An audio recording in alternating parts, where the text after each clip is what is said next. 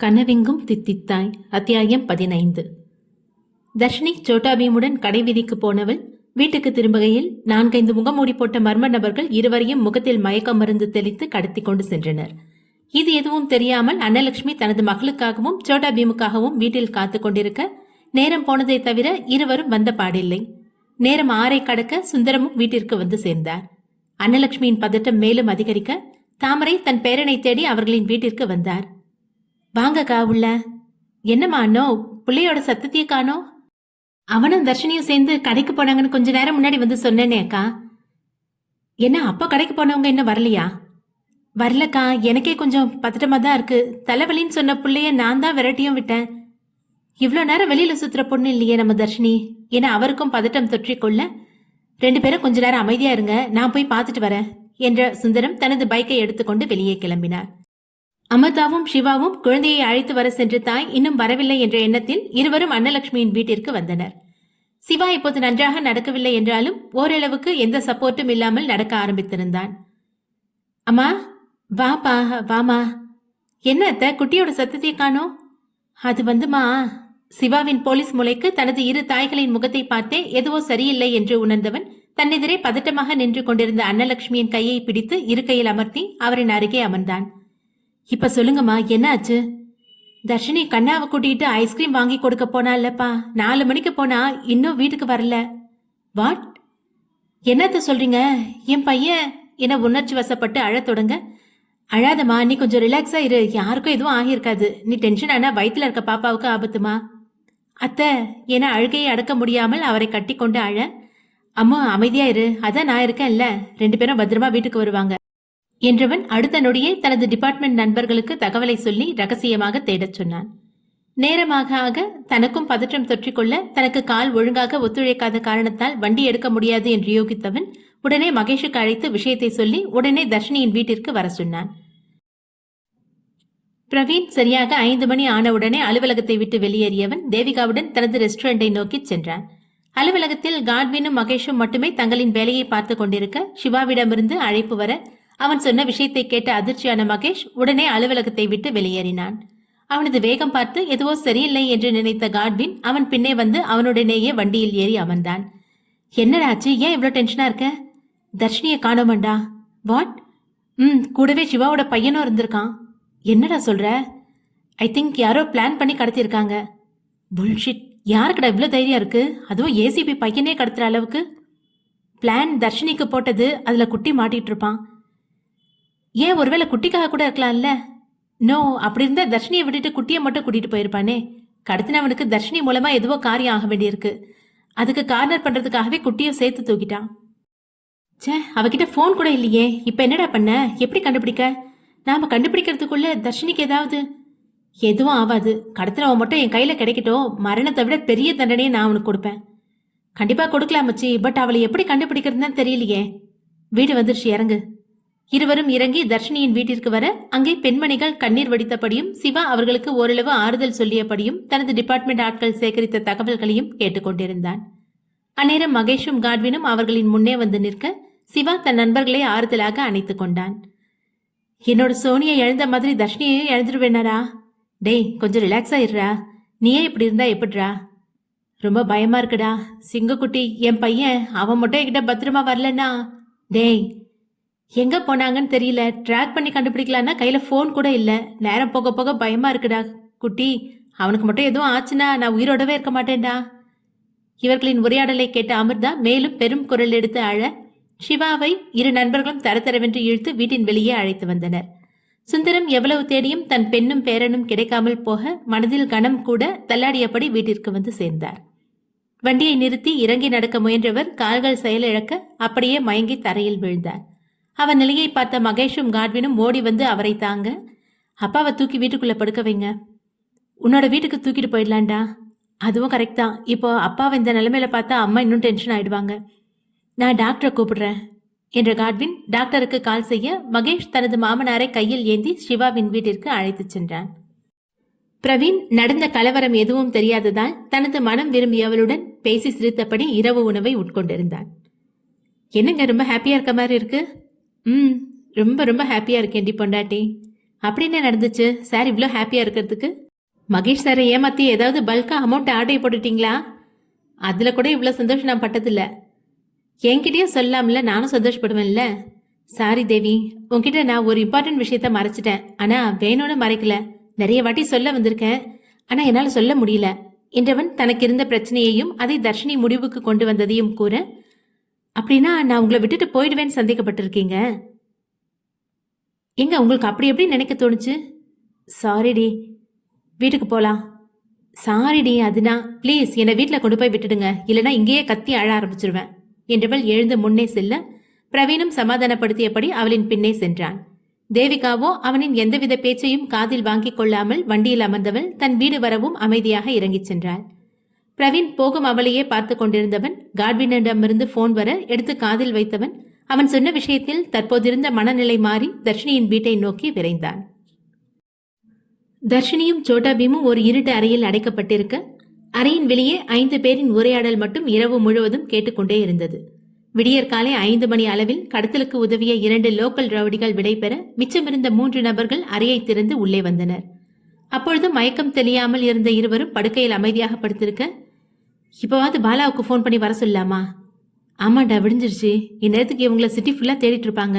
வெளியே கொண்டு போகிறது ரொம்ப ரிஸ்க்கு. மாட்டணும் செத்தோண்டா. எல்லாத்துக்கும் துணிஞ்சு தானே இறங்கியிருக்கோம். எத்தனை நாள்டா நம்ம பாலாவை இப்படியே பார்த்துக்கிட்டு இருக்க? குடினா என்னன்னு தெரியாதவன் குடிச்சே செத்துருவான் போல. ஆனா அவன் இதை எப்படி ஏத்துப்பான்னு தெரியலையேடா.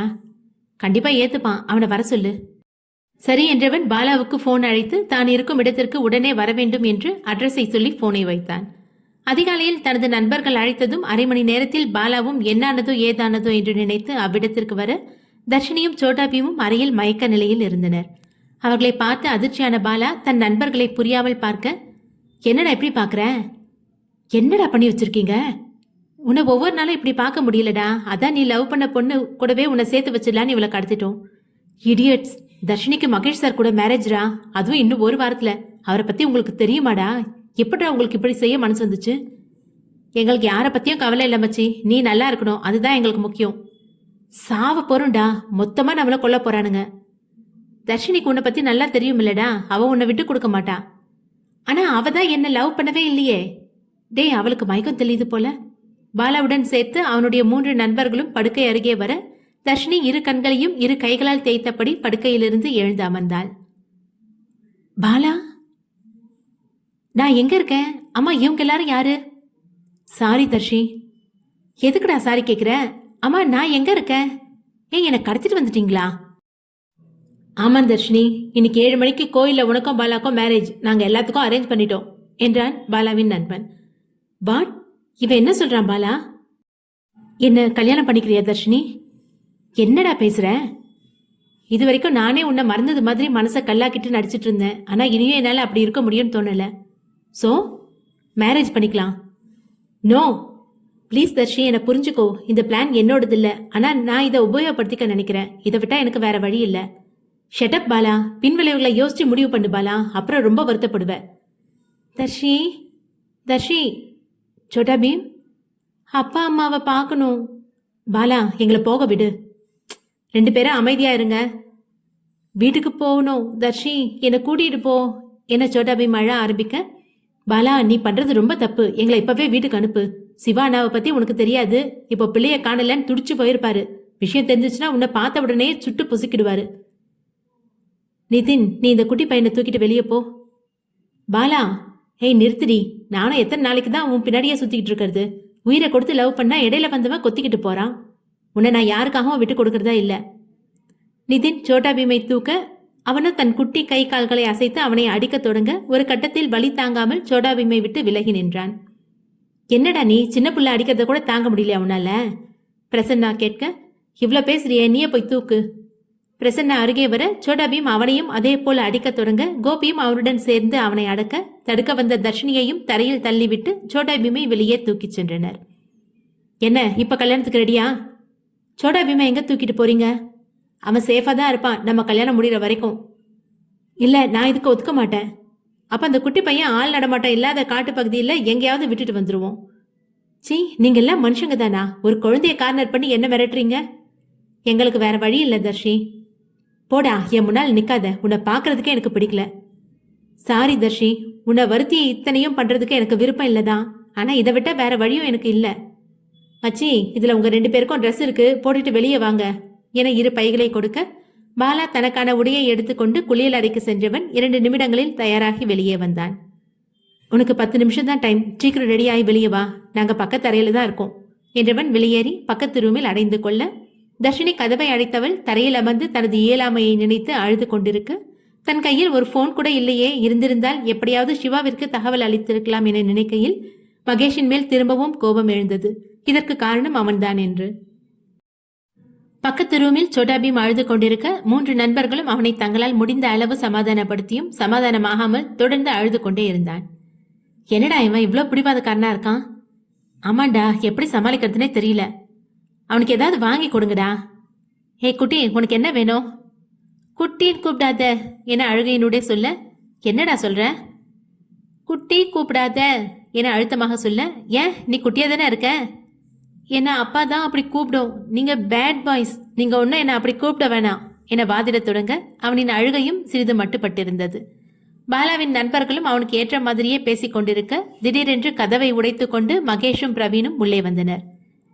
மக்கி மாமா என அவனிடம் ஓட பிரசன்னா அவனை விடாமல் பிடித்து வைத்துக் கொண்டிருந்தான்.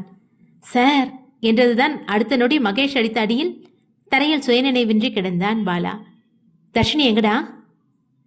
தனது உயிர் நண்பன் தரையில் விழுந்து கிடப்பதை பார்த்து அதிர்ச்சியான நண்பர்களுக்கு பிரவீனின் கேள்வி செவிகளில் பதியவில்லை. பிரசன்னாவின் பிடி தளர சோட்டாபீம் ஓடி வந்து மகேஷின் காலை கட்டி அணைத்தான். சோட்டாபீமை தூக்கியவன் பிரவீனுக்கு கஞ்சாடை காட்டி அறையை விட்டு வெளியே வந்தான். மக்கி மாமா, தர்ஷி அங்க இருக்கா என பக்கத்தில் இருந்த அறையை சுட்டிக்காட்ட மகேஷ் அறையின் கதவை தட்ட தர்ஷினி திறக்கவில்லை. தர்ஷி தர்ஷி சோட்டாபீம் அழைக்க குழந்தையின் சத்தம் கேட்டு தர்ஷினி ஓடி வந்து கதவை திறக்க தன் முன்னே குழந்தையுடன் நின்றிருந்தவனை பார்த்த நொடி கோபத்தில் முகம் சிவந்தவள் ஓங்கி மகேஷின் கன்னத்தில் அறைந்தாள். ஒரு நொடி திடுக்கிட்ட மகேஷ் தன்னையே அடித்து விட்டாளே என்ற கோபத்தில் அவளை அடிக்க அவளும் பாலாவைப் போல் சுயநினைவின்றி தரையில் கிடந்தாள். தர்ஷினி கீழே விழவும் சோட்டாபீம் மகேஷிடமிருந்து இறங்கி தர்ஷினி அருகே வர பிரவீனும் அவர்களின் அருகே வந்தான். என்னடா தர்ஷினி கீழே கிடக்குறா? மக்கி மாமா தான் அடிச்சிச்சு. நீ எதுக்குடா அவளை அடிச்ச? பேசிட்டு இருக்க டைம் இல்ல, நீ குட்டியை தூக்கு என்றவன் தர்ஷினியை தன் கைகளில் ஏந்தி கார் பார்க்கிங் நோக்கி சென்றான். காரில் சிவா அமர்ந்திருக்க தன் தந்தையை பார்த்த சோட்டாபீம் ஓடிச் சென்று அவனின் கழுத்தை கட்டிக்கொண்டு மடியில் அமர்ந்தான். சிவாவும் ஒரு இரவு முழுவதும் தன் மகனை பிரிந்த இயக்கத்தில் அவனை கட்டி அணைத்து முகம் முழுவதும் முத்தமிட்டவன் அடுத்த நொடியே வீட்டில் உள்ளோர் அனைவருக்கும் தகவல் கொடுத்து யாருக்கும் எந்த பிரச்சனையும் இல்லை என்று தெரிவித்தான். பிரவீன் சிவாவின் போலீஸ் நண்பர்களுக்கு தகவல் கொடுத்தவன் பாலாவுடன் சேர்த்து அவனுடைய நண்பர்களையும் தர்ஷினியின் பெயர் வெளிவராதவாறு சிறையில் அடைத்தான். இரவு முழுவதும் உறக்கமில்லாமல் தர்ஷினியின் குடும்பமும் சிவாவின் குடும்பமும் பதட்டத்துடன் இருக்க மகேஷ் இரவிலேயே தர்ஷினியின் வண்டியை கண்டுபிடித்தவன் பக்கத்தில் இருந்த சிசிடிவி ஃபுட்டேஜ் அனைத்தையும் ஹேக் செய்தவன் ஒரு வழியாக விடியற் காலையில் தர்ஷினியின் இருப்பிடத்தை கண்டறிந்தான். பிரவீனுடன் சென்றவனை தடுத்த சிவாவும் அவர்களுடனே வர இருவரையும் மீட்டுக்கொண்டு வீட்டிற்கு வந்தனர். வண்டியின் சத்தம் கேட்ட மொத்த பேரும் வீட்டு வாசலில் வர மகேஷ் தர்ஷினியை கையில் ஏந்தி வீட்டிற்குள் வந்தான். சிவா வண்டியிலிருந்து இறங்க சிரமப்படவும் பிரவீன் சோட்டாபீமை கையில் வாங்கிக் கொள்ள அமிர்தா விரைந்து சென்று தன் மகனை வாங்கிக் கொண்டாள். யாரும் வெளியில நிக்காதீங்க, வீட்டுக்குள்ள வாங்க, விடிற நேரம் ஆயிடுச்சு, யாருக்குமே விஷயம் தெரியக்கூடாது என பரதன் காட்டமாக சொல்ல வறண்டாவில் இருந்த குடும்பத்தார் அனைவரும் கூடத்திற்கு வந்தனர். தர்ஷினிக்கு என்னப்பா ஆச்சு? ஏன் அவ மயக்கமா இருக்கா? ஒன்னும் இல்ல ஆண்டி, அதிர்ச்சியில மயங்கியிருக்கா. என் பொண்ணுக்கு எதுவும் ஆவலையப்பா என சுந்தரம் கலக்கமாக கேட்க, இல்ல மாமா என்றவன் அவளின் அறைக்கு சென்று அவளை படுக்கையில் கிடத்தினான். யாருப்பா இதுக்கெல்லாம் காரணம்? எவ்வளவு தைரியம் தான் என் பேர மேலேயே கைய வச்சிருப்பான்? லோக்கல் ரவுடிங்க தான் மாமா, ஏதோ பணத்துக்கு ஆசைப்பட்டு இப்படி பண்ணியிருக்காங்க. குட்டி ஏசிபியோட பையன்னு தெரிஞ்ச உடனே பயந்து அமைதியா இருந்திருக்காங்க. அவனுங்களை சும்மா விடக்கூடாதுப்பா, அவங்கள ஜெயிலில் பிடிச்சி போட்டாச்சு ஆண்டி. அது அவனுங்களுக்கு பத்தாது, நான் பார்த்துக்கிறேன் மாமா. சரிப்பா. டேய், அவனுங்களை நான் பார்த்துக்கிறேன். எவ்வளோ தைரியம் தான் என் பிள்ளை மேலேயே கையை வச்சிருப்பானுங்க. இப்போ என் கஸ்டடியில் தானே இருக்காங்க, அவங்கள என்ன பண்ணணும்னு நான் பார்த்துக்கிறேன். அவனுங்க குட்டி மேலே மட்டும் கையை வச்சிருந்தா நீ அவனுங்களை கவனிக்கிறதுல எனக்கு எந்த பிரச்சனையும் இல்லை. ஆனால் தர்ஷினியையும் சேர்த்து தூக்கியிருக்காங்க. ஸோ அவங்களுக்கான தண்டனையை நான் தான் கொடுப்பேன். டேய் நான் என ஏதோ சொல்ல வந்தவனை சோட்டாபீமின் அழுகை தடுத்து நிறுத்தியது. அனைவரின் கவனமும் குழந்தையிடம் செல்ல, குட்டி ஏண்டா அழற என்று அமிர்தா பதட்டமாக கேட்க, இங்க வலிக்குதுமா என வயிறை சுட்டி காட்டினான். உன்னை அடிச்சானுங்களா கண்ணா? இல்ல. மாமா அவனுக்கு பசிக்குதுன்னு நினைக்கிறேன் என்று மகேஷ் சொல்ல, இதுவரை பசி என்று உணராத குழந்தை பசியில் வலிக்கும் வயிற்றை சுட்டி காட்ட அமிர்தாவுக்கும் சிவாவுக்கும் கண்கள் கலங்கிற்று. பெரியவர்களுக்கும் மனது பாரமாக அன்னலட்சுமி ஓடிச் சென்று சமையலறையில் பார்க்க, இரவிலிருந்து காலை வரை எதுவும் சமைக்காமல் இருக்க, உணவு எதுவும் இல்லாமல் இருந்தது. உடனடியாக என்ன செய்யலாம் என யோசித்தவள் டப்பாவில் இருந்த சத்து மாவை சிறிய சாசரில் தட்டி தேங்காய் துருவலும் தண்ணீரும் சேர்த்து பிசைந்து சோடா பீமிற்கு ஊட்ட, பசியில் இருந்தவன் அவசர அவசரமாக வாங்கி உண்டான். அறையில் படுத்திருந்த தர்ஷினி மயக்கம் தெளிந்து எழுந்தவள் இது தனது அறைதான் என்று தெரிந்ததும் மனது நிம்மதி பரவ எழுந்த கூடத்திற்கு வந்தாள். அம்மா, தர்ஷி வாமா, இங்க வந்து உட்காரு என்று சுந்தரம் அழைக்க, தர்ஷினி தன் தந்தையின் அருகே வந்து அமர, அமிர்தாவின் மடியில் இருந்த சோட்டா பீம் தர்ஷினியின் மடியில் வந்து அமர்ந்தான். தர்ஷினி அவனது வாயில் ஒட்டி கொண்டிருந்த சத்து மாவு தூள்களை தன் கையால் தட்டிவிட, வலிக்குதா என அவளின் கன்னத்தை தடவ, என்னடி கண்ணம் இப்படி செவந்து போயிருக்கு, அவனுக்கு ஒன்று அடிச்சாங்களா? இல்ல, மகி மாமா தான் தர்ஷியை அடிச்சுச்சு. என்ன மாப்பிள்ளையா நீங்க? அத்தை, அது நான் ஒன்றும் இல்லைம்மா, அவங்க தெரியாம அடிச்சிட்டாங்க. தர்ஷி பொய் சொல்லாத, நீ ஃபர்ஸ்ட் மகி மாமாவை அடிச்ச, அப்புறம் மகி மாமா உன்னை அடிச்சிச்சு.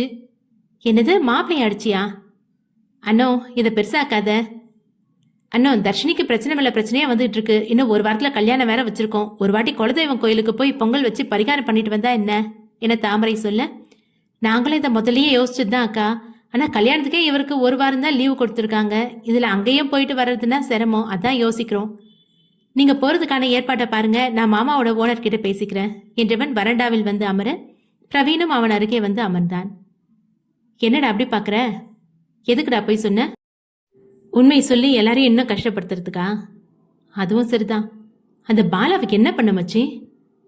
யாருடா பாலா, என்னடா போய் சொன்னீங்க என கேட்டவாறே சிவா அவர்களின் அருகே வர, ஒன்றும் இல்லடா, நீ கொஞ்ச நேரம் போய் ரெஸ்ட் எடு. நைட்ல இருந்து முழிச்சுட்டே இருக்க, டேப்லெட் வேற எடுக்கிற, போய் ரெஸ்ட் எடு. நான் ரெஸ்ட் எடுக்கிறது இருக்கட்டும், நீங்க என்னடா என்கிட்ட இருந்து மறைக்கிறீங்க? என்னங்க? அதற்குள்ள அமிர்தா வர, என்ன அம்மு, வீட்டில் யாருக்குமே எதுவும் சமைக்கல, எல்லாருக்கும் சேர்த்து ஃபுட் ஆர்டர் பண்றீங்களா? ஓகே, எல்லாரையும் கொஞ்ச நேரம் படுக்க சொல்லு. நீங்க? அவனும் வருவான், நீ போமா. போடா, போய் ரெஸ்ட் எடு. நீங்களும் தாண்டா டயர்டா தெரியுறீங்க, வாங்க என் வீட்டில் வந்து ரெஸ்ட் எடுங்க. ஆமாண்டா மச்சி, கொஞ்சம் படுத்து எழும்பினா தான் நல்லா இருக்கும். சரி வா. 3 நண்பர்களும் சிவாவின் வீட்டில் ஓய்வெடுக்க வரதனும் தனது அறையில் வந்து படுத்துக் கொண்டார். தாமரையும் அமிர்தாவும் தர்ஷினியின் வீட்டிலேயே படுத்துக்கொள்ள, தர்ஷினியும் சோட்டாபீமும் இரவு முழுவதும் உறங்கியதால் விழித்திருந்தனர். இரு வீட்டில் உள்ளோர் அனைவரும் இரவு உறக்கம் இல்லாததாலும் பதற்றத்தில் நேரத்தை கழித்ததாலும் சோர்ந்து போய் உறங்கிக் கொண்டிருக்க, தர்ஷினியும் சோட்டாபீமும் மட்டுமே விழித்துக் கொண்டிருந்தனர். தர்ஷினி நடந்த நிகழ்வுகளை எல்லாம் மனதளவில் அசை போட்டவள், என்றோ ஒரு நாள் எவனாலும் காதலித்த பெண்ணிடம் நண்பனாக பழக முடியாது என பாலாவை குறித்து மகேஷ் சொன்ன வார்த்தை காதுகளில் ரீங்காரமிட்டுக் கொண்டிருக்க, தன் மடத்தனத்தை எண்ணி மனதிலேயே நொந்து கொண்டிருந்தாள். அவளின் அதிக நேர அமைதியும் தன்னை கவனிக்காமல் இருப்பதையும் பார்த்த சோட்டா பீமிற்கு எரிச்சலை கொடுக்க, தரையிலிருந்து பெயிண்ட் செய்து கொண்டிருந்தவன் அவளின் மடியில் அமர்ந்து தன் வேலையை தொடர்ந்தான். அப்பொழுதுதான் குழந்தையை உணர்ந்தவள் அவனை வாகாக தன் மடியில் அமர்த்தி கொண்டாள். என்னடா செல்லம் பண்ற? பெயிண்டிங் பண்ற. நீயும் பண்றியா? என்கிட்ட இன்னொரு புக் இருக்கு. வேணாடா தங்கம். நீ ஏன் இன்னைக்கு ரொம்ப அமைதியா இருக்க? மகி மாமா அடிச்சதாலியா? நாம அவரை பனிஷ் பண்ணுவோமா? எப்படி? அவரோட மூஞ்சில பெயிண்டிங் பண்ணிடலாமா? Wow, super idea. Jolly jolly, வா இப்பவே பண்ணலாம். இருவரும் பெயிண்ட் பிரஷுடன் மகேஷ் படுத்திருந்த அறைக்கு செல்ல, உள்ளே ஒரே கட்டிலில் பிரவீனும் மகேஷும் படுத்திருந்தனர். ஃபர்ஸ்ட் பிரவீன் அங்கிளுக்கு பண்ணலாம். ஓகே. லயன் ஃபேஸ் வரையலாமா? இவருக்கு லயன் ரொம்ப ஓவர், கேட் ஃபேஸ் வரையலாம். ஓகே, நான் ஆஷ் கலர் பண்ணுறேன், நீ பிளாக் கலர் பண்ணு. டன். இருவரும் இரு வண்ண தூரிகைகளுடன் பிரவீனின் முகத்தை ஒரு வழியாக்கி இருவரும் ஒருவர் முகத்தை ஒருவர் பார்த்து சிரித்து கொண்டனர். மகி மாமாக்கு என்ன ஃபேஸ் பண்ணலாம்? உன்னோட மகி மாமாக்கு மங்கி ஃபேஸ் தான் கரெக்டாக இருக்கும். ஓகே. லிப்புக்கு red. Double okay. Dharshini black colour paint பிரஷையும் சோட்டாபியும் சிவப்பு வண்ண பெயிண்ட் பிரஷையும் எடுத்துக்கொண்டு மகேஷின் முகத்திற்கு அருகே வர, முதலில் வண்ணம் தீட்ட போன தர்ஷினியின் கையை இறுக்க பற்றி கொண்டான் மகேஷ். அச்சுச்சோ, மாட்டிக்கிட்டோண்டா சோட்டா பீம் என்றவள் பக்கத்தில் பார்க்க, அங்கே சோட்டா பீம் நின்றால் தானே. மகேஷ் தர்ஷினியின் கையை பிடித்த அடுத்த நொடியே அறையை விட்டு ஓடியிருந்தான் சிவாவின் சிங்கக்குட்டி. அடப்பாவி, என்னை விட்டுட்டு ஓடிட்டியா? என்னடி பண்ற? பெயிண்டிங். என்னோட மூஞ்சி பார்த்தா உனக்கு எப்படி தெரியுது? மங்கி ஃபேஸ் மாதிரி தெரியுது. அதை கொஞ்சம் அழகுபடுத்தலான்னு நினைச்சேன். வாட்? Monkey face. கையை விடுங்க. அவனுக்கு என்னடி பண்ணி வச்சிருக்கீங்க என பக்கவாட்டில் கிடந்த தன் நண்பனை பார்த்து கூற, இதை விட சூப்பரா உங்களை ரெடி பண்ணலான்னு இருந்தோம். ஓ, கையை விடுங்க, வலிக்குது. மகேஷ் தன் பிடியை இறுக்கி தன் அருகில் இழுக்க அவன் மேல் விழுந்தாள் தர்ஷினி. விழுந்தவளை எழும்ப விடாமல் அவளின் இடையை சுற்றி தன் கையை போட்டு மேலும் இறுக்கி தன் உடலோடு இணைக்க, இதை எதிர்பாராதவள் அதிர்ச்சியாகி அவனை பார்க்க, என்னடி முண்டக்கண்ணை வச்சு முழிச்சு பார்க்குற? என்ன பண்றீங்க? அம்மா, நீ அப்படி என்னதான் சாப்பிடுவ? பார்க்க தான் ஒல்லியா இருக்க. என்ன வெயிட்டு? லூசு மாதிரி புலம்புறதை நிறுத்திட்டு என்னை விடுங்க. பக்கத்தில் ஃப்ரெண்டை வச்சுக்கிட்டு இப்படியா பண்ணுறது? ஓ, அப்போ அவன் இருக்கிறதா உனக்கு பிரச்சனையா? உனக்கு என்ன ஆச்சு? விட்றா. என்னடி மரியாதை அப்பப்போ இன்ஸ்டால்மெண்ட்டில் வந்த மாதிரி போயிட்டுருக்கு? என்னோட அம்மாவுக்காக தான் உன்னை மரியாதையாக கூப்பிட்டுருக்கேன். கல்யாணம் மட்டும் ஆகட்டும், மவனே உன்னை என்ன பாடுபடுத்துறேன்னு பாரு. நீ என்ன பாடுபடுத்துவியா? அதையும் பார்க்குறேன்டி. இப்போ விட்றா. இந்த மாதிரி பெயிண்ட் பண்ணுறேன், அது பண்ணுறேன், இது பண்ணுறேன்னு என் முன்னாடி நின்ன நடக்கிறதே வேற. இப்போ பொழைச்சு போ என்றவன் பிடியை தளர்த்த, விட்டால் போதும் என அறையை விட்டு ஓடியே விட்டாள் தர்ஷினி.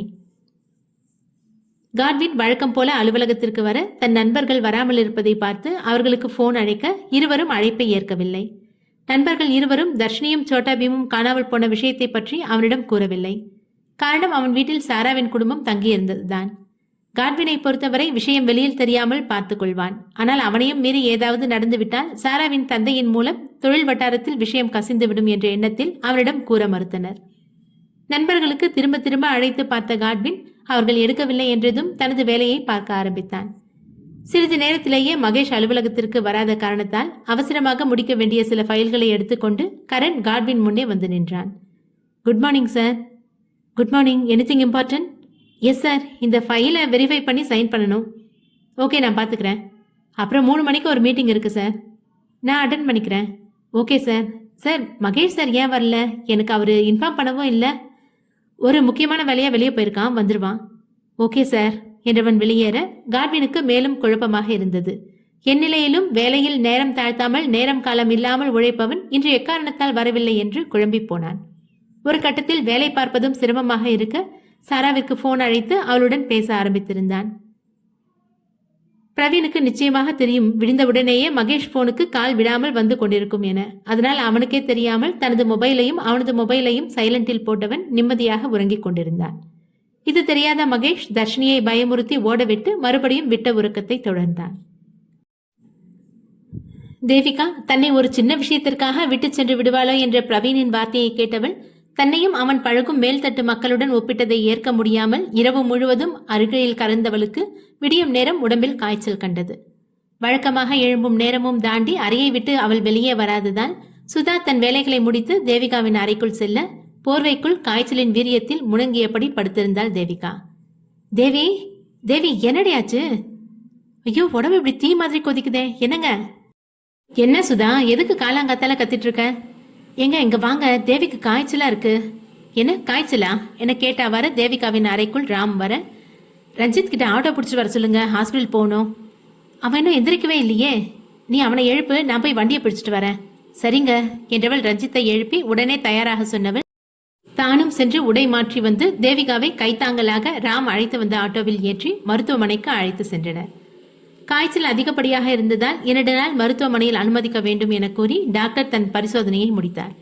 ரஞ்சித் தனது உடன்பிறப்பின் நிலைமையை பிரவீனுக்கு சொல்லலாம் என போன் அழைக்க அவனோ போனை சைலண்டில் போட்டதால் இது எதுவும் தெரியாமல் சிவாவின் வீட்டில் உறங்கிக் கொண்டிருந்தான். அலுவலகத்தில் கரண் மேலும் சில வேலைகளை காட்வின் தலையில் சுமத்த அவனும் வேறு வழி இல்லாமல் சாராவிடம் பேசுவதை விட்டு வேலையில் மூழ்கி போனான்.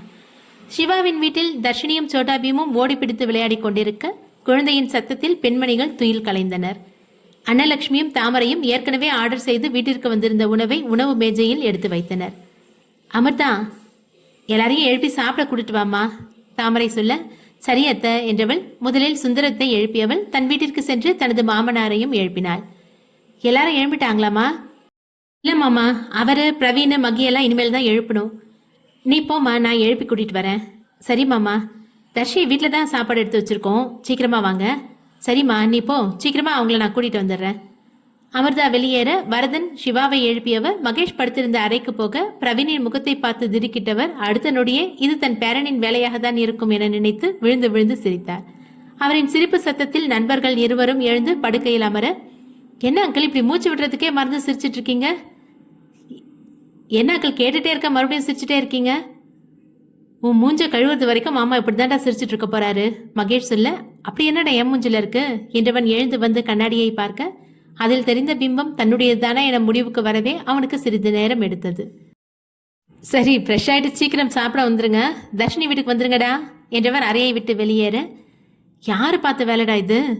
வேற யாரு? குட்டி தான். அவன் குழந்தைடா, அவனால இவ்வளோ கிளியரா வரைய முடியுமா என்ன? முடியாதுதான், கூடவே தர்ஷினியும் சேர்ந்தா முடியும் தானே. ஓ, அவங்க 2 பேரும் சேர்ந்து பார்த்த வேலை தானா இது? கவனிச்சுக்கிறேன் என்றவன் குளியல் அறைக்கு செல்ல, மகேஷும் மற்றொரு அறையில் இருந்த குளியல் அறையில் சென்று ஃப்ரெஷ் ஆகி சிவாவுடன் சேர்ந்து மூவரும் தர்ஷினியின் வீட்டிற்கு வந்தனர். சிறிது நேரத்தில் அனைவரும் சேர்ந்து உண்டு முடித்து தங்களின் வேலையை பார்க்க சென்றனர்.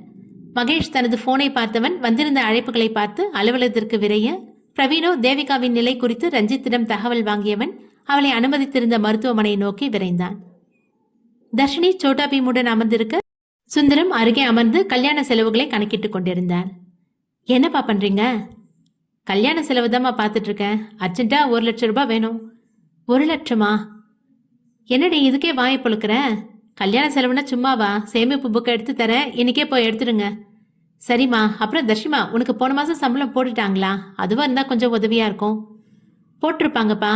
ஏதோ ஏடிஎம் கார்டை எடுத்துட்டு வரேன் என்றவள் தனது ஏடிஎம் கார்டை கொடுக்க, சுந்தரம் அதையும் வாங்கி சேமிப்பு புத்தகத்தையும் வாங்கி கொண்டு வெளியேறியவர் சிறிது நேரத்தில் திரும்பி வர, என்னப்பா இவ்வளோ சீக்கிரம் வீட்டுக்கு வந்துட்டீங்க? பேங்க்குக்கு போகலையா? இல்லைம்மா, இதோ பக்கத்தில் இருக்க ஏடிஎம் சென்டருக்கு போனேன். உன்னோட அக்கௌண்ட்டில் 5,35,000 ரூபாய் கிடக்கு. அதான் குழப்பமா இருந்துச்சு. உன்னோட சம்பளம் 35,000 தானே, எப்படி இவ்வளோ ரூபாய் வந்துச்சுன்னு தெரியல. அதான் உங்ககிட்ட கேட்டுட்டு போகலான்னு வந்தேன். என்னது, 5 லட்சம் ரூபாய் கூடுதலாக இருக்கா? ஆமாம்மா, எதுக்கும் உன்னோட ஃபோனை ஒருக்கா செக் பண்ணி பாரு. நடந்து முடிந்த சம்பவங்களினால் மகேஷ் தான் வாங்கி கொடுத்த போனை தர்ஷினி ஏற்றுக்கொள்ளாததால் அவளின் போனையே அவளிடம் ஒப்படைத்திருந்தான். ஆமாப்பா, நீங்க சொன்ன மாதிரி தான் என்னோட அக்கௌண்ட்ல 5 லட்சம் எக்ஸ்ட்ரா கிரெடிட் ஆயிருக்கு. அம்மா, இவ்வளோ ரூபாய் என்னோட அக்கௌண்ட்ல எப்படி? ஒருவேளை ஏதாவது தப்பு நடந்து அடுத்தவங்க காசு உன்னோட அக்கௌண்ட்ல வந்திருக்குமோ? தப்பு எப்படி நடக்கும்? அதுவும் உங்க மாப்பிள்ளையோட ஆஃபீஸில். நான் எதுக்கும் கரண் சாருக்கு ஃபோன் போட்டு கேட்குறேன் என்றவள் மறுநொடியே கரனுக்கு அழைக்க, good morning madam. Good morning Karan sir. எதுக்கு மேடம் ஃபோன் பண்ணியிருக்கீங்க? எனக்கு போன மாதம் சம்பளம் எக்ஸ்ட்ரா 5 லட்சம் ரூபாய் கிரெடிட் ஆயிருக்கு, அதை பற்றி கேட்கறதுக்கு தான். அது உங்களோட சம்பளம் தான் மேடம். வாட்? புரியல. நீங்கள் ஏதோ மகேஷ் சாருக்கு பர்சனலாக ஒரு ப்ராஜெக்ட் முடிச்சு கொடுத்துருக்கிறது தான் சொன்னார். அதுக்கு தான் இந்த ரூபாயை கிரெடிட் பண்ண சொன்னார். பர்சனல் ப்ராஜெக்டா? அப்படி தான் மகேஷ் சார் சொன்னார் மேடம். ஒரு நிமிடம் யோசித்தவளுக்கு காரணம் புரிந்துவிட, மேடம் நான் வைக்கவா? எனக்கு வேலை இருக்கு. ஓகே, தேங்க்யூ கரண் சார் என்றவள் ஃபோனை வைக்க, என்னம்மா எப்படி தப்பு நடந்துச்சா? தப்பு எதுவும் நடக்கலப்பா. நான் உங்கள் மாப்பிள்ளைக்கு ஒரு ப்ராஜெக்டை பர்சனலாக செஞ்சு கொடுத்தேன். அதுக்கு தான் இந்த சம்பளமாக போட்டு கொடுத்துருக்காரு. நிஜமாக தான் சொல்கிறியாம்மா? ஆமாப்பா. ரொம்ப நல்லதாக போச்சுமா. இந்த இக்கட்டான நிலைமைக்கு அந்த ரூபாய் நமக்கு ரொம்ப உதவியாக இருக்கும் என முகம் முழுவதும் புன்னகையுடன் பணத்தை எடுக்க சென்றார். மகேஷ் நேரம் 11 கடந்து அறக்க பறக்க அலுவலகம் வந்து சேர்ந்தான். அவனின் அரவம் கேட்டு நிமிர்ந்த காட்வினை பொருட்படுத்தாமல் தனது வேலையை பார்க்க ஆரம்பித்தான் மகேஷ்.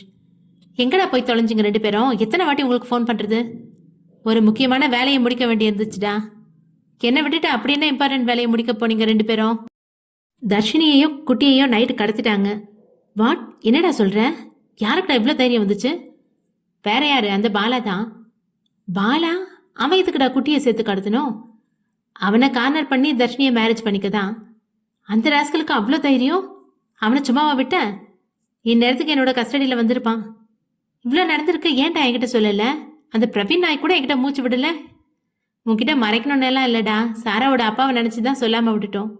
அவரால் என்னடா? நாங்கள் நைட்டு முழுக்க தேடி தான் காலையில் 2 பேரையும் கண்டுபிடிச்சோம். அப்படி இருக்கும்போது நைட்டு ஃபுல்லாக நீ எங்கள் கூட இருந்தேன்னா அவருக்கு டவுட் வராதா என்ன? வெளியில் சின்ன விஷயம் கசிஞ்சாலும் தர்ஷினிக்கு மட்டும் இல்லை, எனக்கும் சேர்த்து தான் அசிங்கம். அதுவும் கரெக்ட் தான் மச்சி. ஆமாம், இப்போ 2 பேரும் நல்லா இருக்காங்கல்ல? அவங்களுக்கு என்ன, ரொம்ப நல்லாவே இருக்காங்க. இன்னைக்கு காலையில் கூட நம்ம பிரவீன் மூஞ்ச பூனை மூஞ்சாக்கி விட்டுட்டாங்க. அப்போ உன்னை எப்படி விட்டு வச்சாங்க?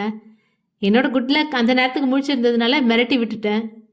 எக்ஸ்கியூஸ் மீ சார், கரண் வர, கம்மின். சார் வந்துட்டிங்களா? எஸ் சார், மீட்டிங் இருக்குது, அதை காட்வின் பார்த்துக்குவான். ஓகே சார், இன்னும் 5 மினிட்ஸில் எல்லாம் ஆரம்பிக்கணும் என்றவன் வெளியேற, டேய் நான் எதுக்குடா மீட்டிங் அட்டன் பண்ணணும்? அதான் நீ வந்துட்டல்ல, நீ போய் அட்டன் பண்ணு. மச்சி ரொம்ப டயர்டாக இருக்குடா. நைட்டு ஃபுல்லாக தூக்கம் இல்லை. வீடு மாறினதுனால சிவா வீட்லேயே என்னால் நிம்மதியாக தூங்க முடியல. எனக்கு கொஞ்சம் ரெஸ்ட் வேணும்டா. சாரி மச்சி, உன் முகத்தை பார்த்து நானே புரிஞ்சிருக்கணும். நீ போய் ரெஸ்ட் எடு, நான் பார்த்துக்கிறேன். ஆமா, பிரவீன் எங்க போனா? அவனோட கேர்ள் ஃப்ரெண்டுக்கு உடம்பு முடியலையா, அவளை பார்க்க ஹாஸ்பிட்டல் போயிருக்கான். போச்சு, இன்னைக்கு அவனும் வர்றது மாதிரி தெரியல என்றவன் சில ஃபைல்களை எடுத்துக்கொண்டு மீட்டிங் செல்ல மகேஷ் தன் பர்சனல் ரூமுக்கு வந்தவன் படுக்கையில் சரிந்து தன் களைப்பு தீர மட்டும் தூங்கி எழுந்தான். தர்ஷினி தன் மொபைலை பார்த்தபடி அமர்ந்திருக்க அன்னலட்சுமி புன்னகையுடன் அவளின் அருகே வந்து அமர்ந்தார். என்னம்மா, என் பொண்ணுக்கு எவ்வளோ திறமை, எதுக்கு இப்போ ஐஸ் வைக்கிற மாதிரி பேசுற? போடி, நான் மனசார பேசினாலும் உனக்கு ஐஸ் வைக்கிற மாதிரி தான் தெரியும். ஜோடாபீம் போயிட்டானா? அவன் போனது கூட தெரியாம அப்படி என்ன நினைப்புல உட்காந்துட்டு இருக்க? என்னால இன்னும் நம்ப முடியலம்மா. இந்த சின்ன வேலைக்கு போய் அவ்வளோ பெரிய அமௌண்ட் எனக்கு சேலரியா போட்டிருக்கான். உங்ககிட்ட எத்தனை வாட்டி நீ சொல்றது மரியாதை குறைவா மாப்பிள்ளைய பேசாதுன்னு? சரி சரி, இனி பேசல. இப்படி தாண்டி கொஞ்ச நாளா சொல்லிக்கிட்டு இருக்க. ஆமா, உனக்கு இன்னைக்கு வேலையே இல்லையா? என்கிட்ட இருந்து வெட்டியா பேசிட்டு இருக்க. ஆமாண்டி, இதை மட்டும் நல்லா வக்கனையா கேளு. மாமியார் வீட்டில் போய் எப்படி அடுப்படி பக்கம் போகாம இருக்கன்னு நானும் பார்க்குறேன். நீ இப்படியே இருந்து புலம்பு, எனக்கு வேலை இருக்கு என்றபடி எழுந்து அறைக்குள் செல்ல அன்னலட்சுமி தன் பாட்டுக்கு புலம்பியபடி சமையல் அறை நோக்கி சென்றார். சில நிமிடங்கள் தனித்திருந்து யோசித்த தர்ஷினி மகேஷுக்கு ஃபோன் செய்ய அவனும் உடனே அட்டென்ட் செய்தான். ஹலோ. சொல்லு. சேலரி நீ செஞ்ச வேலைக்கு இது கம்மி தான். அப்புறமா கேல்குலேட் பண்ணி மொத்தமாக செட்டில்மெண்ட் பண்ணுறேன். என்ன இன்னுமா? இங்கே யாரும் உனக்கு சும்மா அள்ளி கொடுக்கல, உன்னோட உழைப்புக்கான சம்பளம் அவ்வளோதான். இல்லை, எனக்கு இதுவே போதும். என்னடி இப்படி பேசுகிற? உனக்கு பணத்துக்கு மேலே ஆசையே இல்லையா? இல்லை, பட் உன்னோட உழைப்புக்கான காசு எனக்கு எதுக்கு? இன்னும் 2 நாளையில் செட்டில் பண்ணிடுறேன். என்னமோ பண்ணுங்க. ஆமாம், உங்களுக்கு சிவா அண்ணா வீட்டில் தூக்கம் வரல தானே? ரெஸ்ட் எடுத்தீங்களா? சரி, நான் வச்சிடுறேன். ஹே, 1 மினிட். எப்போ மற்ற டீட்டெயில்ஸ் எல்லாம் சொல்ல போகிறேன்? உங்கள் லேப்டாப் உங்ககிட்டே கொடுத்துட்டேனே, அதில் பார்த்துக்கலாம். ஓகே. என்னோட மொபைலில் மறுபடியும் ஏதாவது ஏடா கூட பண்ணி வைக்கலையே? வச்சிருந்தா தான் இதுக்கு முன்னே கண்டுபிடிச்சிருப்பியே. எப்படி என்னோட ஹேக்கிங் ப்ரோக்ராம் பிரேக் பண்ணீங்க? என்னால் முடியாதது எதுவும் இல்லை. அப்போ ஏன் சார் இதை முதல்லையே பண்ணலை? அப்போ ஏதோ டென்ஷனில் கவனக்குறைவாக இருந்துட்டேன். என்னடி சிரிக்கிற? நல்லா சமாளிக்கிறீங்க. சரி, எனக்கு வேலை இருக்குது, பாய். என்னங்க? நாளைக்கு சண்டே ஞாபகம் இருக்குது.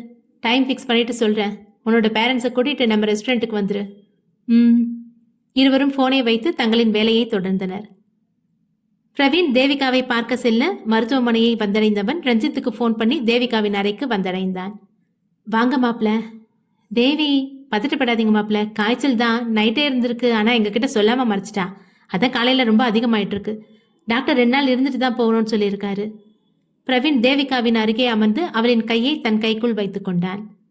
மாமா, நீங்கள் 1 நிமிஷம் அக்கா கூட இருங்க. நான் அம்மாவுக்கு டீ வாங்கி கொடுத்துட்டு வந்துடுறேன். காலையிலேருந்து அம்மா வெறும் வயிற்றுல இருக்காங்க. அப்போ இன்னும் யாரும் சாப்பிடலையா? இல்லை மாமா, அம்மா மட்டும்தான் சாப்பிடாம இருக்காங்க. மாமா எங்க? அவரால் ரொம்ப நேரம் இங்கே இருக்க முடியலப்பா, அதான் வீட்டுக்கு அனுப்பி வச்சிட்டேன். சரி அத்தை, நீங்கள் ரஞ்சித் கூட போய் ஏதாவது சாப்பிட்டுட்டு வாங்க, நான் இவளை பார்த்துக்கிறேன். சரிப்பா என்றவள் ரஞ்சித்துடன் வெளியேற அடுத்த நொடி தேவிகா பிரவீனின் கைக்குள் இருந்த தனது கையை சட்டென்று உருவினாள். மகேஷ் தன் அலுவலக வேலையை பார்த்து முடித்தவன் தனது லேப்டாப்பை எடுத்து தர்ஷினி கண்டுபிடித்த விஷயங்களை ஆராய ஆரம்பித்தான். அந்நேரம் மீட்டிங் முடிந்து வந்த காட்வின் தனது அலுவலக வேலையை தொடர, காட்வின், என்ன மச்சி, இங்க வா. என்னடா? நான் தர்ஷினி கண்டுபிடிச்ச டீட்டெயில்ஸை பார்க்க போறேன். அது அவளுக்கு தானே தெரியும், நீ எப்படி பார்க்க போற? அதுவும் நம்ம 3 பேர் சேர்ந்தா தானே சொல்லுவேன்னு வேற சொல்லிட்டு போனா. இந்த லேப்டாப்பில் தாண்டா தர்ஷினி கண்டுபிடிச்ச டீட்டெயில்ஸ் இருக்கு. அப்போ பிரவீனையும் வர சொல்லட்டுமா? சேர்ந்தே பார்க்கலாம். ஆமாம், வரமாட்டான்டா. நாம் என்ன நடந்துச்சுன்னு பார்க்கலாம். இப்போ பிரவீன் இங்கே இல்லாததும் நமக்கு நல்லது தான். அவன் இன்னும் முழுசாக க்யூர் ஆகலை. இப்போ போய் பிரதாப் அண்ணாவோட டெத் டீட்டெயில் பார்த்தானா எப்படி பிஹேவ் பண்ணுவான்னு தெரியல. சரி, நாம் ஃபஸ்ட்டு என்ன நடந்துச்சுன்னு தெரிஞ்சுக்கலாம். அவன்கிட்ட நிதானமாக சொன்னால் போதும். சரிடா. இருவரும் லேப்டாப்பின் முன்னே இருந்து தர்ஷினி கண்டுபிடித்த தகவல்களை ஆராய இருவரின் கண்களும் அதிர்ச்சியில் விரிந்தது. என்னடா இது? விஷயம் ரொம்ப பெருசு. நம்மளால் இதை தனியாக ஹேண்டில் பண்ண முடியாதுடா. பாதி கவர்மெண்ட்டையே தனக்கு பின்னாடி வச்சுருக்கான். அப்போ இதை இல்லீகலாக தான் ஹேண்டில் பண்ணி ஆகணும். அப்போ சார், இதுக்கு முன்னாடி எல்லாத்தையும் லீகலாக தான் ஹேண்டில் பண்ணியிருக்கீங்களா? டேய், சரி, நாம் மீடியா பக்கம் விஷயத்தை கொண்டு போனால் என்ன? எவனோ இதை கையில் எடுக்க மாட்டான். நம்மளால் என்னடா பண்ண முடியும்? ஆனால் பண்ணியே ஆகணும். ஃபஸ்ட் இந்த ஹாஸ்பிட்டலுக்கு சீல் வைக்கணும். பாம் வச்சா என்ன?